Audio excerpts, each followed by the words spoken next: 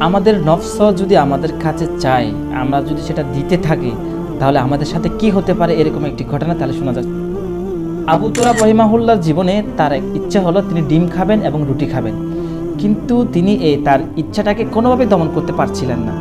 তিনি কি করলেন, সোজা একটি গ্রামে চলে গেলেন। সেই গ্রামে যাওয়ার পর তিনি বুঝতে পারলেন যে সেই গ্রামে আগের রাতে একটি চুরি হয়েছে। এখন আবু তুরাব রহিমাহুল্লাহকে দেখার পর সব লোক বলল যে এই চোর। তাকে ধরা হলো এবং তাকে ধরার পর সবাই ওনার উপর ঝাঁপিয়ে পড়লো। ঝাঁপিয়ে পড়ার পর ওনাকে উপর করে সরিয়ে প্রায় ওনার উপর 70টি বেত্রাঘাত করা হলো। এরপরে এক লোক তাকে দেখে চিনতে পেরে বলল যে আপনারা কাকে মারছেন, এই তো আবু তুরাব।